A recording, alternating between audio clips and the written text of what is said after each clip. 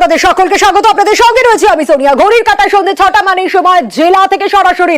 আর শুরুতে আজ নজর রাখতেই হচ্ছে এবার কি সন্দীপ ঘোষের বিরুদ্ধে তাহলে ইডি তদন্ত, সিবিআই এর লাগাতার জিজ্ঞাসাবাদ সে তো চলছেই। আর এর মাঝে আরজি করে সন্দীপ জমানায় আর্থিক দুর্নীতির অভিযোগ, আর সেই আর্থিক দুর্নীতির অভিযোগে এবার কি তাহলে ইডি তদন্ত? কারণ ইডি তদন্ত চেয়ে কলকাতা হাইকোর্টে আরজি করের প্রাক্তন ডেপুটি সুপার আখতার আলী। আপনাদের জানিয়ে রাখি এবার কি তাহলে সন্দীপ ঘোষের বিরুদ্ধে ইডি তদন্ত হতে চলেছে। আরো বিস্তারিত এই বিষয়ে অর্ণব জানাতে পারবে আমাদের। অর্ণব, কি জানা যাচ্ছে?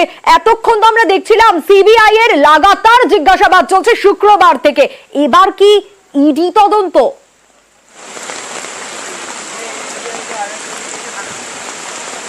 দেখো, এখনো পর্যন্ত আরজি কর ইস্যুতে 3টে চ্যাপ্টার ওপেন হয়েছে। প্রথম, ডক্টর তার রেপ মার্ডার। দ্বিতীয়, 15ই আগস্ট মাঝরাতে ভাঙচুর। আর তৃতীয়, আর্থিক অপরাধ, আর্থিক দুর্নীতি, অর্থাৎ ডাক্তার সন্দীপ ঘোষ যতদিন অধ্যক্ষ রয়েছেন তার তদন্তে ইতিমধ্যে সিট নেমেছে। এই তৃতীয় যে ইস্যুটা, যে চ্যাপ্টারটা, সেই চ্যাপ্টারে একটা বড়সড় ভূমিকা রয়েছে তৎকালীন ডেপুটি মেডিকেল সুপার আখতার আলীর। তার অভিযোগ যে তিনি 2023 সালে জুলাই মাসে ভিজিলেন্স কমিশন রাজ্যের একই সঙ্গে এসিবিতে কমপ্লেন করেন, কোনো পদক্ষেপ করা হয়নি। কিন্তু রাজ্যে যখন সিট ইতিমধ্যে গঠন করে তদন্ত শুরু করেছে তখন তিনি হুমকি ফোন পাচ্ছেন, তিনি প্রাণ সংশয়ে রয়েছেন। কারণ তিনি প্রতিবাদ করতে গিয়ে প্রিন্সিপালের বিরুদ্ধে তিনি বদলির শিকার হয়েছেন, তাকে মুর্শিদাবাদে পৌঁছাতে হয়েছে as a deputy medical super. এই অবস্থায় যে ধরনের হুমকি ফোন তিনি পাচ্ছেন তাতে তিনি মনে করছেন তার প্রাণ সংশয় রয়েছে। এবং এই আর্থিক অপরাধ, আর্থিক দুর্নীতির যে সম্যক জ্ঞান একমাত্র যার রয়েছে তার কাছে, যেখানে মৃতদেহ বিক্রি করা, একই সঙ্গে জুনিয়র অর্থাৎ আন্ডার গ্র্যাজুয়েট, পোস্ট গ্র্যাজুয়েট স্টুডেন্টদের ফেল করাকে পাশ করার জন্য লক্ষ লক্ষ টাকা, এছাড়াও একাধিক টেন্ডার দুর্নীতি, বায়োমেডিকেল ওয়েস্ট সহ বিভিন্ন জায়গায় দুর্নীতির অভিযোগ তিনি করছেন। এবং সেই দুর্নীতির অভিযোগে কোনো তদন্ত নিরপেক্ষ হবে না যদি না এখানে এনফোর্সমেন্ট ডিরেক্টরেট তদন্ত করে। তাই ইডি তদন্ত চেয়ে সরাসরি কলকাতা হাইকোর্টে জরুরি ভিত্তিতে মামলা দায়ের করার অনুমতি তিনি চান। সেই অনুমতি তিনি পেয়েছেন, ইতিমধ্যে মামলা দায়ের হয়েছে।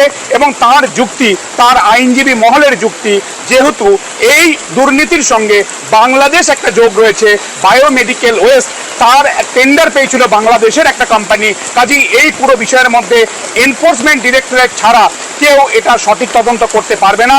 দেশের বাইরেও এই ক্রাইম ছড়িয়ে রয়েছে বলে এর পাশাপাশি ডাক্তার সন্দীপ ঘোষের বিরুদ্ধে ফৌজদারি অপরাধের তদন্ত করার জন্য তিনি সিবিআই তদন্তের আবেদন রেখেছেন। অর্থাৎ ইডি তদন্ত, সিবিআই তদন্ত, একই সঙ্গে কেন্দ্রীয় সুরক্ষা নিরাপত্তা তাকে দেওয়া হোক, এই আবেদন তিনি আদালতের ক্ষেত্রে রেখেছেন। বিচারপতি রাজর্ষি ভরদ্বাজ কাল সকালে তার আবেদনগুলি শুনানি করবেন, এমনটাই এখনো পর্যন্ত ঠিক রয়েছে আদালত সূত্রে, এমনটাই জানা যাচ্ছে। অর্ণব, সঙ্গে থাকো। তুমি যেমনটা বলছিলে যে ইডি তদন্ত চেয়ে কলকাতা হাইকোর্টে আরজি করের প্রাক্তন ডেপুটি সুপার আখতার আলী, তিনি ঠিক কি বলেছেন শোনাবো। ডক্টর সন্দীপ ঘোষের এগেনস্টে জুলাই 2023 সালে ভিজিলেন্স কমিশন অ্যান্টি কারাপশনে রিটেন কমপ্লেন জমা করেছিলাম, কিন্তু সেটার বিরুদ্ধে কোনো অ্যাকশন হয়নি। তারপরে কালকে আমি একটা ক্রিমিনাল কেস করার জন্য এফআইআর মা তারা ট্রেডার ডক্টর সন্দীপ ঘোষ আরও যারা আছেন ওনার যে এলিগেশন, শুধু ফাইন্যান্সিয়াল না, অনেকগুলো ওনার স্ক্যাম আছে, বায়োমেডিক্যাল স্ক্যাম থেকে নিয়ে ডেড বডি স্ক্যাম থেকে নিয়ে হাইকোর্টে আমি কেসটাকে ফাইল করলাম। মানে কেন্দ্রীয় কমিটি, আমি ইডি সিবিআই তাদের ইন্টারভেনশন চাইছি।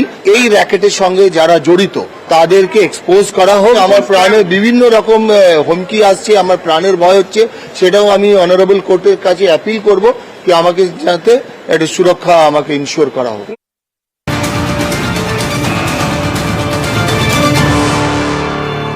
ঠিক যেমনটা আপনাদের জানাচ্ছিলাম যে নিরাপত্তা চেয়েও হাইকোর্টের দ্বারস্থ আখতার, এর পাশাপাশি নিরাপত্তাও চেয়েছেন তিনি এবং নিরাপত্তা চেয়ে হাইকোর্টের দ্বারস্থ হয়েছেন। কারণ সন্দীপ ঘোষের বিরুদ্ধে দুর্নীতির অভিযোগ তোলেন আরজি করের প্রাক্তন ডেপুটি সুপার। আরো বিস্তারিত এই বিষয়ে অর্ণব আমাদের জানাতে পারবে। অর্ণবের কাছ থেকে আরো ডিটেল নেওয়ার চেষ্টা করব। অর্ণব, এই যে অভিযোগটা উঠে আসছে, নিরাপত্তার দিকটাও তো জানানো হয়েছে আরজি ডেপুটি সুপার, প্রাক্তন ডেপুটি সুপারের কাছ থেকে, কিন্তু তিনি তারপর থেকে হুমকির মুখেও পড়ছেন বলে অভিযোগ উঠে আসছে।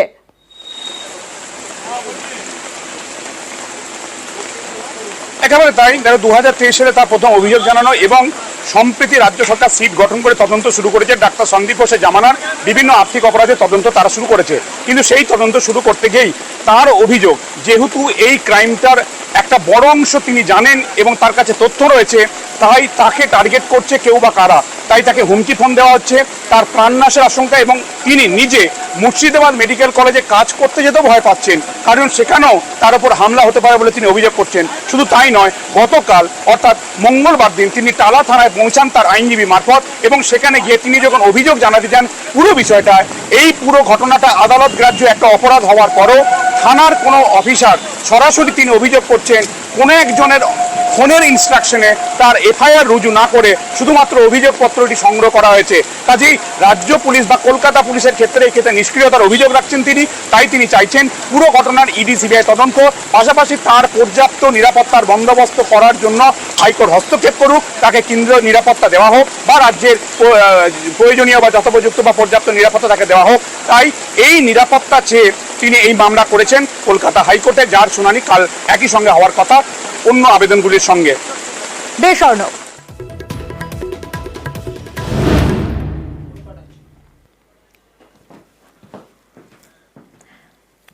আর এবার নজর রাখবো সন্দীপ ঘোষ ও তার পরিবারকে পুলিশি নিরাপত্তা, সন্দীপ ঘোষের বাড়িতেও নিরাপত্তা, নিরাপত্তার ছবিটা ঠিক কিরকম হতে চলেছে। পুলিশি নিরাপত্তা, পুলিশ রয়েছে সন্দীপ ঘোষের বাড়িতেও নিরাপত্তা, এবং পুলিশি নিরাপত্তার নির্দেশ বিচারপতি রাজর্ষি ভরদ্বাজের। বেলেঘাটা থানাকে নিরাপত্তা দেওয়ার নির্দেশ দেওয়া হয় হাইকোর্টের তরফ থেকে। ঠিক ছবিটা কি, সন্দীপ ঘোষের বাড়ির সামনের ছবিটা এই মুহূর্তে কি, আরো বিস্তারিত পারাদীপ আমাদের জানাতে পারবে। পারাদীপ, এই মুহূর্তের ছবিটা একটু জানতে চাইবো সন্দীপ ঘোষের বাড়ির সামনে।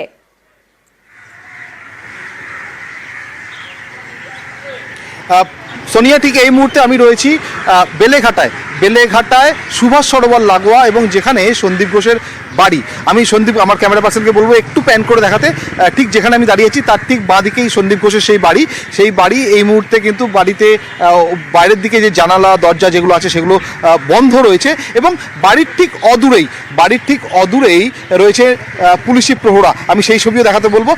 তুমি জানো যে এই মুহূর্তে আরজিকর কাণ্ডে বারে বারে যার নাম উঠে আসছে তিনি হচ্ছেন আরজিকর কলেজের প্রাক্তন অধ্যক্ষ সন্দীপ ঘোষ। এবং তুমি জানো যে সন্দীপ ঘোষের শ্বশুরমশাই রামকৃষ্ণ দাস তিনি একটি মামলা করেছিলেন যে এই সংক্রান্ত এই বর্তমান পরিস্থিতিতে তিনি এবং তার পরিবার, অর্থাৎ শ্বশুর রামকৃষ্ণ দাস, সন্দীপ ঘোষ এবং তার পরিবার, তারা নিরাপত্তার অভাবে ভুগছেন, এবং এই সংক্রান্ত মামলা তারা করেছিলেন বিচারপতি রাজর্ষি ভরদ্বাজের কাছে। এবং এদিনকে বিচারপতি রাজর্ষি ভরদ্বাজ তিনি যেটা আদেশ দেন যে তার সন্দীপ ঘোষের বাড়ির সামনে নিরাপত্তা সুনিশ্চিত করতে হবে পুলিশকে।